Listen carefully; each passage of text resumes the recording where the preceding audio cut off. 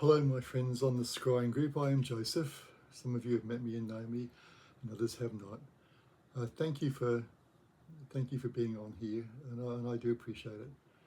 And it gives me an opportunity to share something that has been of great interest to me. I'll share some more videos like this. I've made quite a few over time, but I've sort of got distracted by life and by my work. The sort of psychic work I do is a little bit different from most. I won't use the word ordinary because no one's grief and pain is ordinary. But I do readings and such, over people's lives and the things that make our lives more difficult. I also do more difficult work for people who are missing, and I hunt monsters, though that I'm finding it more difficult as time goes on, and it distracts me from other things, though I do have success, and I will continue to do so. But I want to share the things I've discovered over doing this work for 46 years. I know, I'm so old. Sort of a blessing, I guess. I use the tarot.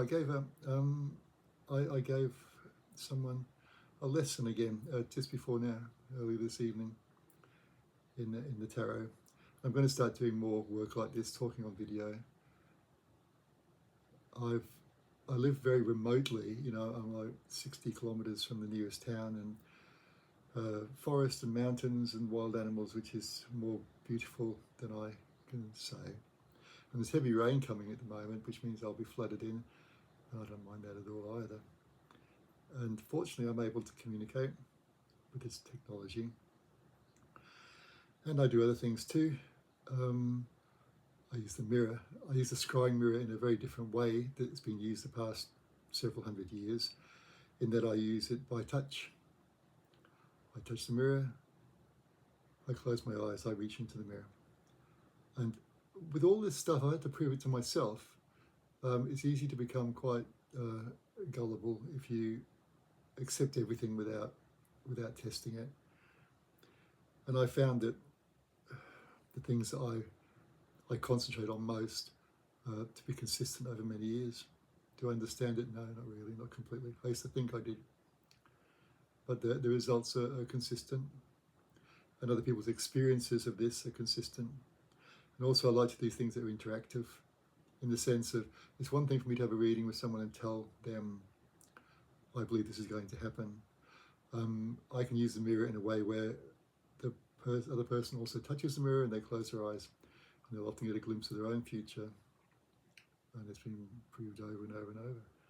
It's remarkable. It never ceases to surprise me. I'm an opener of doors. And most of us have psychic ability in some level. The only real difference is I've been practicing for so very, very long, over so many people, so many years.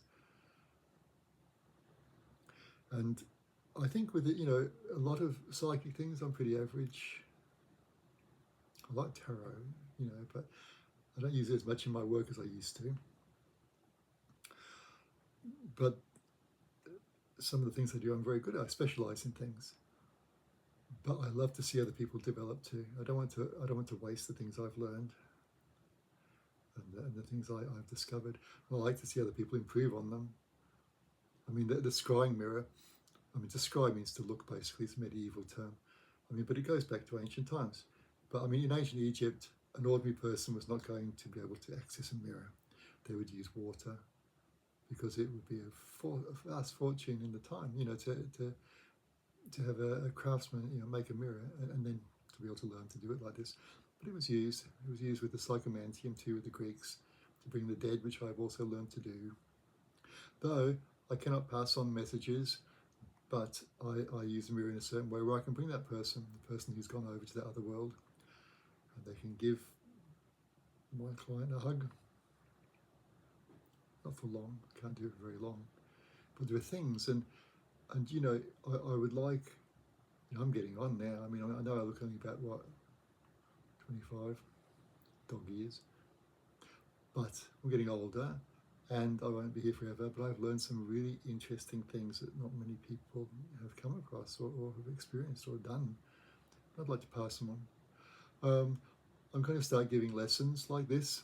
We can chat, we can do things, it will make no difference. Even if you're not here, we can make the same things happen. I'll show you how to use a mirror. I can show you how to read the tarot cards. I can show you all sorts of things. So I'll be giving lessons. I will reasonably price them and adjust them depending on where you are in the world and your income. I don't like to charge, but this is my work. And if you wish to become a reader yourself, then I will help you to do that also. I'll help you to find your own way to explore this enigma, this mystery of a world that we live in. I'd like to do that very much. Some of the things I've seen. Do you know, when I was younger, and of course being a younger man, I knew everything about everything.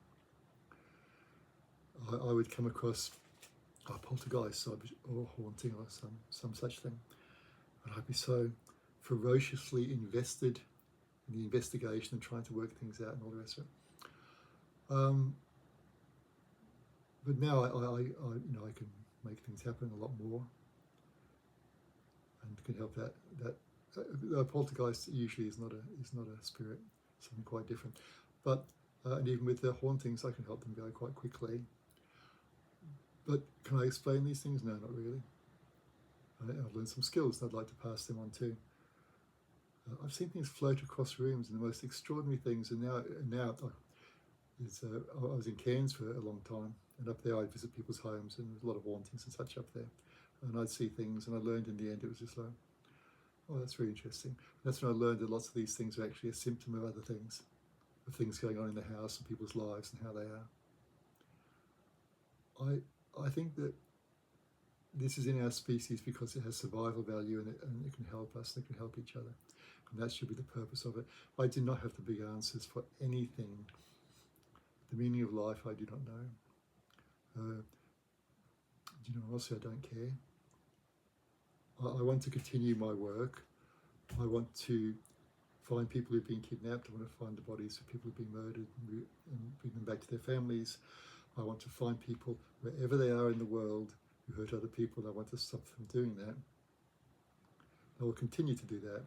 Do I understand the big picture or the meaning of it all? No, I don't. And as I said, I truly don't care anymore. I really don't. I want to make the experiences of my life and my early childhood was quite a nightmare, really. But I want something good to come of them. I want my dark experiences to bring light to somebody else. So if you want a reading, yes, we can do that. If you would like to be a student, we can do that. We can adapt and see what can be done. I like to see other people's gifts blossom. And you know, how many people have I talked to over the years? So many. Well, it's over 25,000 since 1985. That's a lot of conversations, and I realise what an extraordinary species we are. Years ago, I had a client whose horse had gone missing. It was a very expensive horse, a young race. It was going to be a racehorse, young horse. And she said, "Joseph, can you find it?" And I could see nothing. I looked, and there was just nothing. It was a blankness. So I put it on a group I had, and I put a picture of the horse up, and I asked if anyone could try and see it. And a young woman from the Bronx, who was not a psychic, who didn't classify herself as a psychic, said, I just had a flash when I read that. And I can see a red barn, though in this part of Australia we tend not to have red barns. And I thought, well, that's just an American thing, really, Amish or something. And then she described a field, and she described a stream and some trees. And she said, and the horse is behind the red barn, it's tangled up in the barbed wire. So I posted on the group, and the client who asked me to put it up said, I have a red barn. She'll be back in a minute. And she went down, and there was the horse. This was something I couldn't do, but I was absolutely entranced. But the only thing that saddened me was when I pointed out to this young woman that she had been absolutely right in every possible way, that this was something quite extraordinary. She said, I don't want to do this anymore, it's scary, and blocked me, and that was the end of that. So a lot of you out there You can probably do things I can't do, but if I can help you on your way, I'm here. Okay, so I will say good night. The rain's coming in. I live in the Burnett area of Queensland. It's very beautiful, and there's more rain coming. And I don't mind that. I'll make the garden look nice. Whoever you are out there, I wish you good things and a blessing on you. Good night.